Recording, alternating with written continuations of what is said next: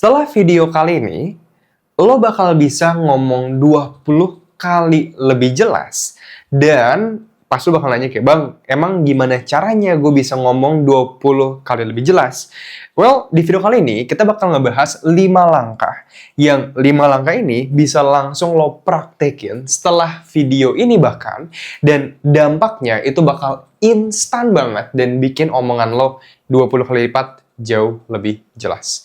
Tapi gue percaya pasti banyak yang baru muncul nih di YouTube gue gitu kan. Siapa nih orang ngebahas tentang komunikasi? Kenalin dulu, nama gue Jason Stanley.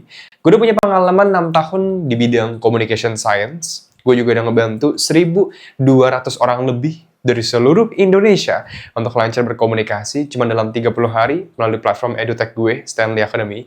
Gue juga udah meng-coaching banyak banget brand-brand, ada dari swasta, dari organisasi kementerian Indonesia, ada juga dari brand yang udah mencetak rekor dunia, Mercedes-Benz, dan masih banyak banget lain ya, semua brand-brand yang gue bantu coaching untuk peningkatan SDM komunikasi mereka. Gue juga udah terlisensi sebagai seorang trainer komunikasi oleh pemerintahan RI, jadi gue punya sedikit kredibilitas untuk membicarakan video hari ini. Oke, so di video kali ini kita bakal ngebahas tentang, Bang, gimana caranya gue bisa bikin omongan gue 20 kali lipat lebih jelas. Karena banyak orang yang mikir, gue tuh Bang nggak bisa ngomong dengan jelas Bang, kayak bukan bakat gue aja berkomunikasi. Nah itu yang salah tuh. Jadi pertama, komunikasi itu bukan bakat tapi repetisi. Sama kayak misalkan nih, lo pengen jago main bola. Gimana caranya lo jago main bola? Ayo, gimana caranya? Lo bisa jago main bola kalau lo latihan. Tapi kan lo latihan, gimana caranya lo latihan? Oke, mungkin ada yang ngebantu lo latihan, iya benar. Tapi kan lo latihan di mana lo ngelatih cara main bola yang benar. Iya dong? Jadi lo harus tahu tekniknya. Nah, sama dengan komunikasi. Ketika lo bertanya, gimana caranya gue bisa ngomong dengan jelas, berarti ada tekniknya dong. Nggak bisa lo pakai cara lo yang sama nih, lo ngomong kayak sekarang, dan lo mengharapkan, semoga omongan gue besok lebih jelas. Oh, nggak bakal kayak gitu. Nggak bakal berubah apapun gitu loh. Jadi, mengharapkan hasil yang beda dengan cara yang sama, itu adalah sebuah hal yang bisa kita sebut kegilaan. Itu yang dulu gue pelajarin dari mentor gue.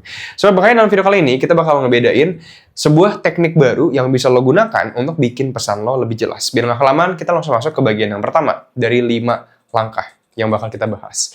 Yang pertama, ini gue sebut sebagai struktur. Oke, gue percaya pasti banyak orang yang nonton video ini terus langsung bakal keluar dari video ini pas ngedenger struktur. Oke, iya kan Bang? Wow, thank you banget loh Bang Jason. Iya kan, kayak kalau gue harus ngomong dengan jelas ya gue harus punya struktur. Wow, kayak gitu kan. Ya, gue juga tahu Bang. Maksud lo struktur itu apa? Nah, ini yang bakal kita bahas ya.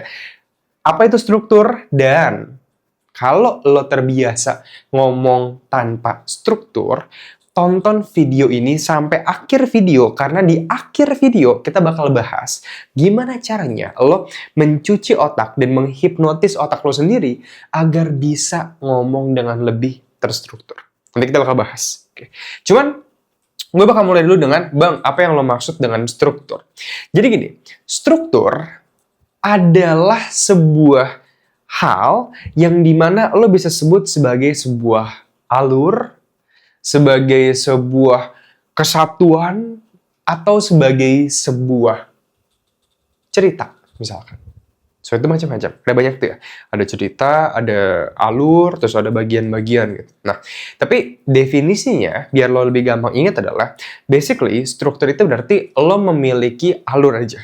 Alur dalam omongan lo. Nah, alur dalam omongan lo, pada umumnya, itu harusnya terbagi menjadi 3 bagian. Jadi, ada 3 part. Kalau di mobil, misalkan di mobil nih, ada interior, ada eksterior, ada mesin. Ya, itu 3 bagian mobil tuh ya. Interior, eksterior, mesin. Nah, dalam berbicara, kita punya 3 struktur utama, yang dimana kalau 3 struktur ini, itu kita bicarakan, ini bakal bikin pesan kita jauh lebih jelas. Gue bakal demonstrasiin dulu efek dari si struktur ini sekarang juga, biar lo bisa nilai, oh bener nih, ternyata dampaknya bener gitu. Dan gue bakal bedah gimana cara pakai strukturnya. Oke, cuman gue pengen lo lihat dulu. Dan ini yang pertama, gue bakal demonstrasi ngomong tanpa pakai struktur. Jason, gimana opini kamu? Iya loh teman-teman. Saya setuju sih. Kalau pakai ide yang pertama tadi yang Marco sempat bilang, itu juga cukup oke ya, karena marketing juga kekurangan juga sih memang di aspek itu. Ya kita bisa eksekusi sih, dan saya percaya dari marketing juga bakal kebantu banget kalau misalnya kayak gitu. Itu aja sih dari saya paling. Nah, itu yang pertama. Oke. Dan ini yang kedua. Misalkan gue ngomong kayak gini. Jason, gimana opini kamu gitu? Terus gue berdiri gitu kan. Oke, thank you Pak untuk pertanyaannya. Dari saya pribadi lebih setuju dengan idenya Marco tadi yang pertama. Karena saya percaya bahwa ketika kita mengeksekusi idenya Marco, penjualan dari marketing terutama itu bakal bisa meningkat sampai dengan 70%. Karena kita pernah terapin nih sebenarnya idenya Marco di kuartal bulan Agustus tahun lalu, dan memang peningkatannya itu signifikan banget dibandingkan dari bulan yang sebelumnya. So, kalau dari saya pribadi, saya setuju sih Pak dengan idenya Marco. Oke, lo lihat. Di situ gue bakal nanya ke lo nih ya, lebih jelas yang pertama atau yang kedua? Banyak orang yang bakal bilang pastinya yang kedua, jangan yang pertama ya. Kalau yang pertama gue bingung nih. Ya. Kenapa? Karena yang kedua, gue tuh ngikutin 3 alur dalam struktur bicara yang bikin omongan gue lebih jelas. Jadi ada 3 alurnya. Oke. Yang pertama itu gue sebut sebagai OU, kedua ada OP, dan yang ketiga adalah C. Oke. Bang, apa ini OU, OP, dan C? OU itu adalah opini utama. Kalau yang 2, yang OP, ini adalah opini pendukung. Kalau yang ketiga, itu adalah contoh. Nah, gue bakal jelasin masing-masing bagian itu apa. Opini utama, basically adalah apa yang pengen lo sampaikan dalam 3-5 kalimat. Maksimal banget. Kalau bisa ya 2 kalimat atau 1 kalimat aja. Optimalnya 1 kalimat. Tapi please, jangan kebanyakan. Gue bilang maksimal banget 5 kalimat. Nah, gue paham, ini masih kurang jelas juga. Makanya gue bakal kasih analogi yang lebih jelas lagi. Kalau lo cuma bisa menyampaikan dalam 1 kalimat, apa yang pengen lo sampaikan dalam 1 jam, apa yang bakal lo omongin? Nah, itu adalah opini utama lo. Misalkan, yang tadi gue bilang, gue setuju dengan idenya Marco. Nah, pas gue bilang, gue setuju dengan idenya Marco, ya udah itu aja. Gue nggak kayak, gue setuju sama idenya Marco, tapi kalau misalkan kita lihat, waktu itu, tapi gimana ya, gue juga kurang setuju juga sih. Tapi ya oke lah, gue setuju gitu. Nah, maksudnya apa yang pengen lo sampaikan? Penting banget. Jadi kalimat pertama yang keluar dari mulut kita pas kita berbicara, itu bakal menentukan orang bakal dengerin lo atau enggak. Dan ketika lo menggunakan 1 aja opini utama, 1 aja, intinya apa? Orang bakal lebih yakin, bakal lebih pengen dengerin apa yang lo sampaikan. So, itu powerful banget. Oke, opini utama. Yang kedua adalah opini pendukung. Opini pendukung adalah apa yang mendukung kebenaran dari opini utama lo. Jadi misalnya gini, gue bilang ke orang-orang bahwa gue setuju dengan idenya si Marco. Nah, di sana gue bakal bertanya dalam otak gue, kenapa? Kenapa? Jawaban dari kenapa adalah opini pendukung gue. Jadi pas gue bilang, gue setuju dengan idenya si Marco. Kenapa? Karena kalau kita pakai idenya si Marco, menurut gue pribadi, sales dari marketing itu bisa meningkat sampai dengan 70% misalkan. Jadi itu menjawab gue kenapanya. Oke. Jadi opini pendukung mendukung opini utama. Nah, contoh, karena yang ketiga. Contoh adalah lo memberikan contoh langsung dari opini pendukung lo. Jadi pas gue bilang, ini dapat meningkatkan gitu kan, peningkatan penjualan marketing sebenarnya 70%. Contohnya apa? Gue tanya lagi dalam otak gue tuh, ya. Contohnya apa? Oh, dari tahun lalu kita pernah ngadain apa BBCRFG gitu. Nah, Bang, harus contohnya dari hidup gue gak Bang? Atau yang udah terjadi sama gue gak Bang? Oh enggak, lo boleh pakai contoh dari orang lain, dari buku, dari jurnal, dari kasus brand lain, pokoknya dari manapun. Intinya adalah contoh yang lo gunakan harus memang menggambarkan opini pendukung lo. Oke, so ini adalah struktur yang bisa lo gunakan dalam berbicara. Tapi gue paham, walaupun lo udah tahu hal ini, Bang, gimana caranya gue ngebiasain diri gue untuk berbicara dengan struktur tersebut? Kita bakal bahas itu nanti di akhir video, by the way. Oke, so kita bakal lanjut dulu ke yang kedua. Nah, yang kedua, yang bakal bikin omongan lo jauh lebih jelas adalah tidak menggunakan kata-kata pengisi. Dan lo pernah gak pakai kata-kata kayak oh, anu, kayak gitu-gitulah basically. Nah, Bang, emang bener Bang, kalau gue pakai kata-kata pengisi kayak gini, omongan gue jadi nggak jelas Bang. Oke, sekarang kita pakai demonstrasi. Oke, misalkan gue ngomong gini ke lo sekarang. Cuy, iya, kemarin kan gue sempat itu tuh cuy, aduh, apa ya gue lupa. Gue sempat mikir buat planning kita kan marketing. Gue sih pengennya kita pakai influencer marketing sih, karena juga lebih efektif juga ya. Nah itu yang pertama. Dan ini yang kedua. Misalnya gue bilang gini ke lo, cuy, gue itu lagi pengen banget nih kepikiran kemarin. Kita coba pakai influencer marketing. Karena bagi gue, itu kayaknya efektif tuh buat kita coba. Misalnya kayak gitu, simple aja. Ya. Lihat, gue kan ngomongnya padahal nggak pakai struktur yang terlalu jelas banget. Oke, gue sengaja pilih itu. Tapi walaupun struktur bicara gue nggak jelas, kalau gue nggak pakai kata-kata pengisi, yang terjadi adalah omongan gue kedengaran jauh lebih jelas. Bang, kenapa kayak gini? Karena ketika otak lawan bicara, ngedenger omongan gue yang pakai kata-kata pengisi, otak dia bakal nangkep omongan gue, ya kayak gue ngomong kayak sekarang nih, ada kata-katanya, tapi kan ada gituannya kan, otak lawan bicara bakal mikir, ini emang artinya apa? Jadi otak lawan bicara bakal susah mengartikan arti omongan lo kalau lo pakai kata-kata pengisi. So, dengan menghilangkan aja kata-kata pengisi di sini, itu bakal bikin pesan lo jauh lebih jelas. Dan gue percaya bahwa ini juga sebuah kebiasaan. Maka, karena itu sebuah kebiasaan, gimana caranya kita ngilangin kebiasaan itu? Ini bakal kita bahas juga di akhir video. Kita spill caranya. Oke, cuman gue tuh know dulu, pertama hilangin kata-kata pengisi. Oke. Yang ketiga adalah keheningan. Bang, keheningan itu apa? Keheningan adalah jeda antar kalimat. Jadi gini, dulu pas lagi zaman SMA, gue punya kebiasaan ngomong dengan cepat. Bahkan sekarang pun kadang masih ke bawah. Karena gue mikirnya memang udah cepat, jadi gue udah sampai di mana gitu kan. Tapi gue ngomongnya masih pelan. Nah, gue pengen cepet-cepet sampai ke sana. Jadi kayak gue balapan sama pikiran gue. Yang menarik adalah pikiran lo akan selalu lebih cepat daripada mulut lo. Pasti. Jadi, nggak akan pernah mungkin banget lo bisa ngomong secepat pikiran lo. Kayak gitu tuh. Nggak mungkin. Makanya, ketika lo ngelakuin kebiasaan ngomong cepat, lo bakal terkena masalah antara belibet, antara ngeblank, antara ngomongnya kekumur.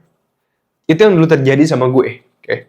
Cuman semua itu berubah drastis banget ketika gue tahu konsep dari keheningan. Keheningan ini bikin omongan gue, serius, ya, jelas banget buat didengerin. Okay. Jauh lebih jelas lah, setidaknya daripada gue yang dulu. Okay. Bang, keheningan itu gimana bang? Jadi gini, keheningan adalah lo tuh ngomong 3-5 kalimat aja, 3-5 kata aja per sekali ucapan, terus lo jeda, keheningan tuh, diem, terus lo ngomong lagi maksimal 5 kata, diem lagi maksimal 5 kata. Gue bakal kasih contohnya. Misalkan gue ngomongnya nge-rap kayak gini. Kalian semua, nama gue Jason Stanley, gue adalah seorang staff dari divisi marketing. Thank you semuanya datang di presentasi kali ini. Ini yang pertama ya, cepet banget ngomongnya. Ini yang kedua. Halo semuanya. Thank you udah datang di presentasi ini. Dan pada presentasi ini, kita bakal ngebahas tentang report marketing yang so far udah berjalan kurang lebih 2 bulanan. Dan hari ini kita bawa sedikit good news. Apa tuh good news ya? Lalu lihat ya, walaupun itu kesannya kayak masih nyambung, sebenarnya yang terjadi adalah gue ngomong 3 kata, terus gue jeda sedikit, diam, terus naik lagi, baru ngomong lagi 2 kata, baru diam lagi, terus ngomong lagi misalkan 3 kata, terus ngomong lagi, tutup lagi, ya kan? Jadi sebenarnya kedengarannya tersambung, tapi aslinya antar kata gue, antar kalimat gue, itu ada jedanya. Nah, ketika lo ngomong lebih pelan, dan lo pakai jeda keheningan ini, pesan yang lo sampaikan, satu, bakal lebih enak buat didengerin. Karena otak lawan bicara bakal lebih mudah mencerna apa yang lo sampaikan. Yang kedua, lawan bicara juga bakal lebih mudah paham apa yang lo sampaikan. Jadi ini magic banget, powerful banget nih tips yang ketiga ini. Oke, tadi udah kata-kata pengisi, keheningan udah.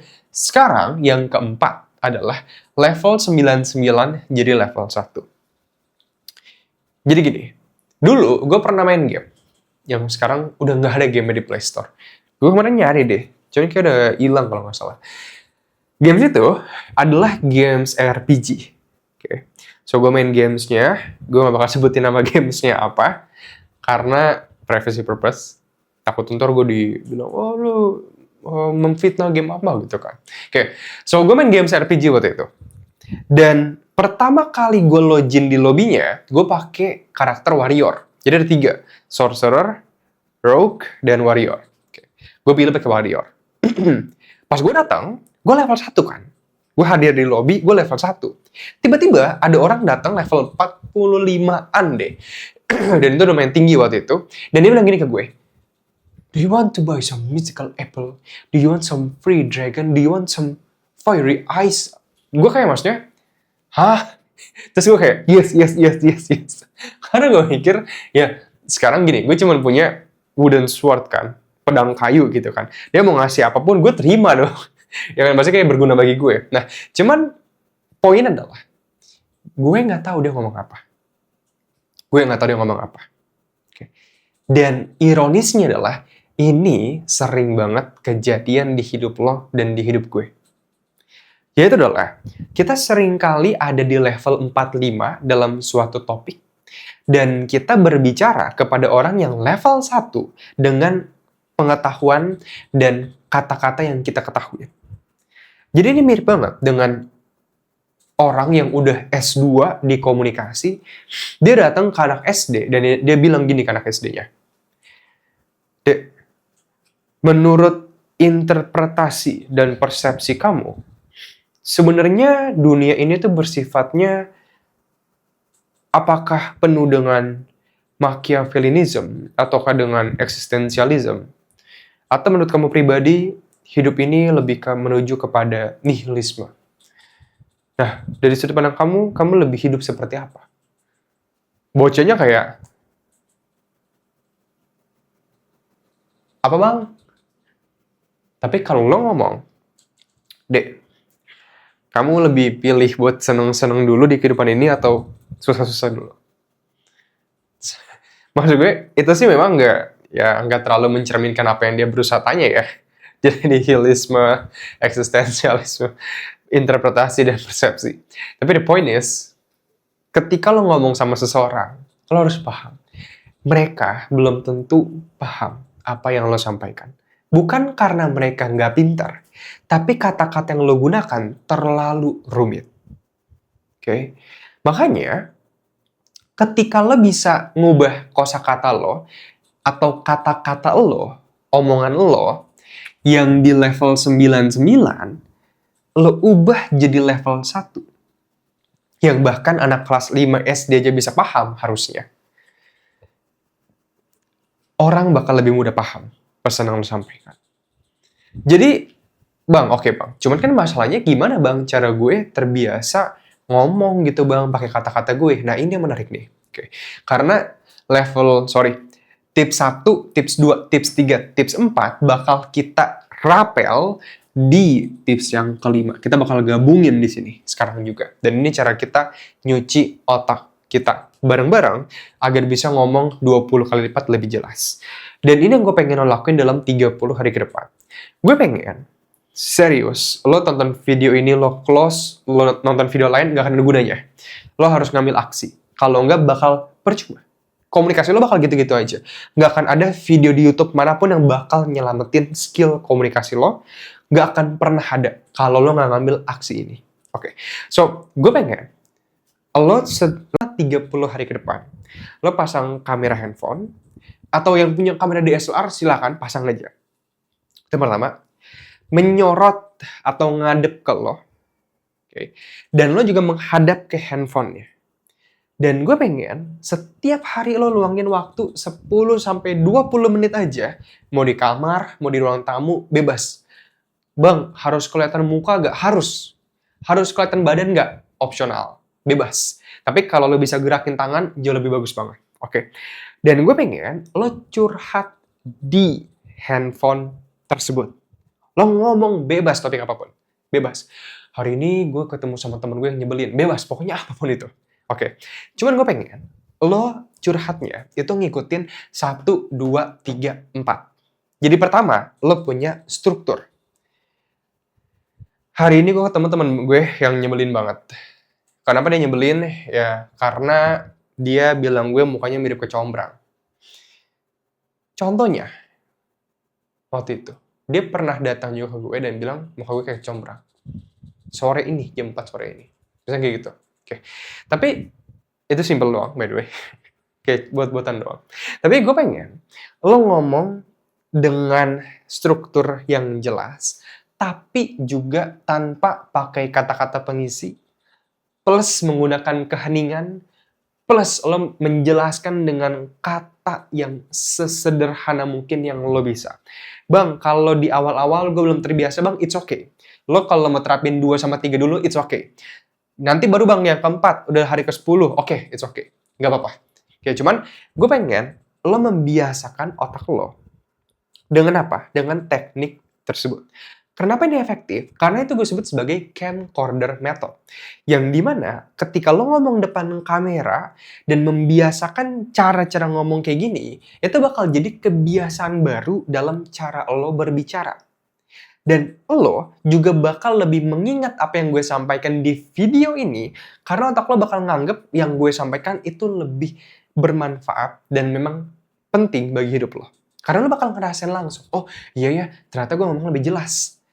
Itu makanya gue bilang metode ini itu efektif banget. Oke, lakuin ini selama 30 hari ke depan, bahkan kalau bisa setahun ke depan, dan gue jamin skill komunikasi lo dalam komunikasi berbicara, by the way, bukan mendengarkan ya, beda lagi, itu bakal ningkat banget. Nah, by the way kalau misalkan lo denger, tadi kan ada gue bilang tuh berbicara, ada mendengarkan, gue bakalan juga ke lo, ya. Emang ada banyak gak sih tipe komunikasi? Ada ya, ada public speaking, ya dong, cara lo presentasi, cara lo menggerakkan orang dengan kata-kata lo, berretorika, berdiskusi, mengkritik, bahkan berdebat, banyak banget cabangnya. Oke. Nah, makanya kalau lo pengen nguasain real semua jenis komunikasi yang ada, gue punya penawaran bagi lo. Lo bisa cek program dari Stanley Academy, namanya Communication Mastery. Di sana, lo bakal belajar segala jenis komunikasi yang ada. Public speaking, komunikasi massa, psikologi dalam komunikasi, storytelling, leadership communication, sales komunikasi, ada juga psikologi komunikasi, dan komunikasi intrapersonal, atau cara lo mengenali diri lo sendiri. Ini efektif by the way bagi lo yang sering ngerasa gugup, gak pede, dan sering ngerasa kayak takut dan minder. So, kalau lo pengen nguasain semua jenis komunikasi itu, lo bisa cek program gue, Communication Mastery. Di sana lo bakal belajar dalam 20 jam lebih pembelajaran intensif.